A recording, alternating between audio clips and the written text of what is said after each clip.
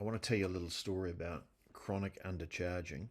So I belong to a gym, and I've seen a personal trainer there a few times.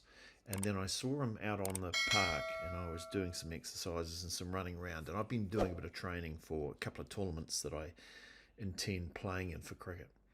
And so I went up to him and said, "Hey, I wonder, I've got a personal trainer, but I'm interested in getting some running coaching, or someone coming up for it with a running plan and helping me through it." And he said, "Oh yes, okay."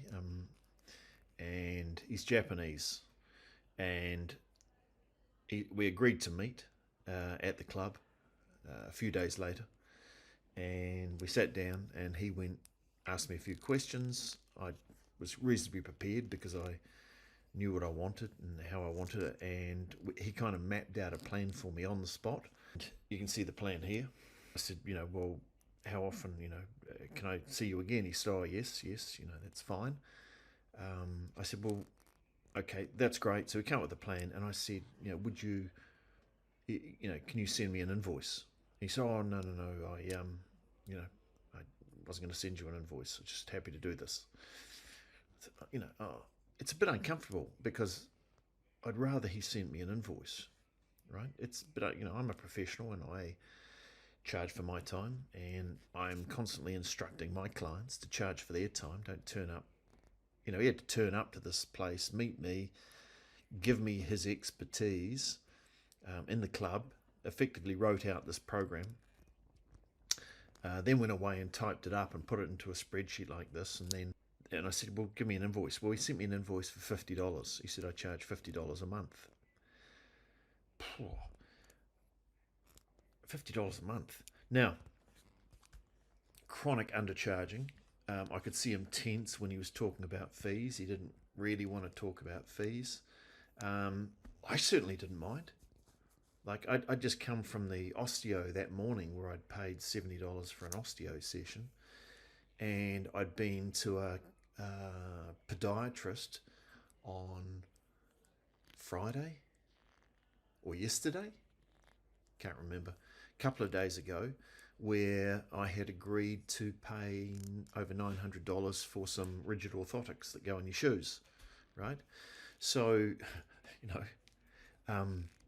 so I'm a good client for him, right? I'm your typical sort of middle-aged weekend warrior who has a reasonable job, can afford to pay for things that he's passionate in, and yet this guy was used to charging, probably used to working with athletes who have no money, right?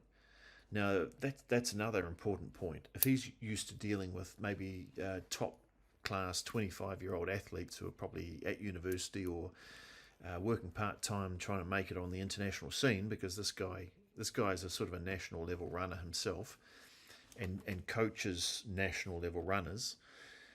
He's used to working with people with no money, right? Now he brings that to someone like me. I'm a completely different market, right? Me and people like me, completely different market.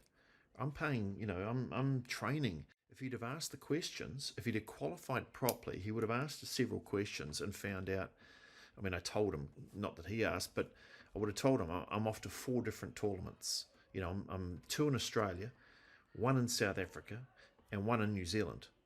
I've paid $1,000 for some orthotics. I've paid about $800 for osteo for an Achilles tendonitis problem that I've got. I'm not a guy who minds paying for expertise. So anyway, so he sends me his invoice for $50. What do I do?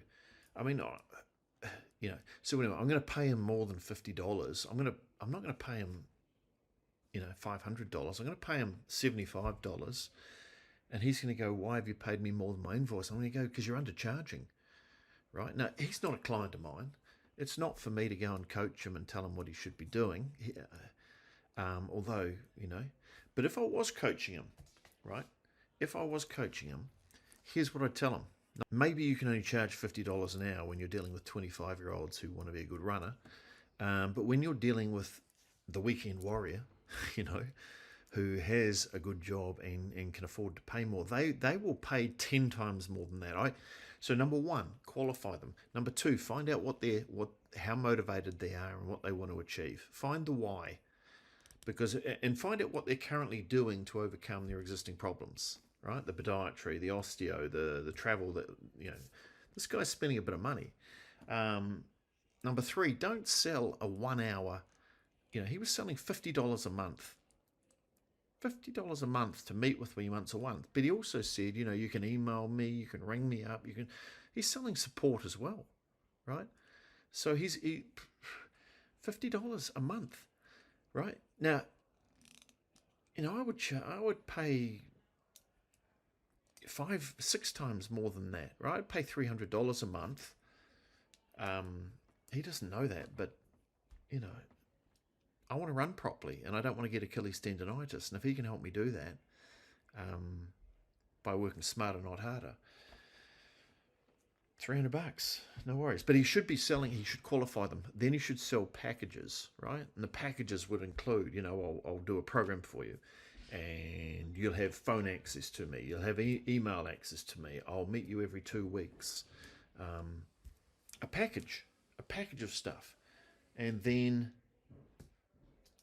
Well, that's basically it. That's a start anyway, right? So he could be charging $200-300 a month. My personal trainer, I'm paying my personal trainer $75 an hour once a week. So what am I paying her? $150. I'm paying her $300 a month, right? So anyway, chronic undercharging, primarily caused by, he's a fee coward. Nice guy, lovely guy, but if you have issues around fees and quoting decent fees, and you don't have a structure for charging, i.e. packages rather than selling hours, sell packages, not hours, and you're used to dealing with a very low value niche like elite athletes, probably they don't have any money, bad niche. So pick your niche properly. Sell packages, not hours, and ramp and make sure you ascertain the value of who you're working with and charge them appropriately, right? I want the result. I'm paying thousands of dollars for travel and podiatry, and I'm paying thousands of dollars to other people because I want a certain result. It certainly relates to architects. Don't give away your time for free. I had to convince him to charge me. Right, and now I'm going to have to convince them to charge me more. Right, it's not easy. It's not easy being a client sometimes. What's the moral of the story here? Is I don't see exactly this story with architects. I don't see it with architects who are in our 6 program.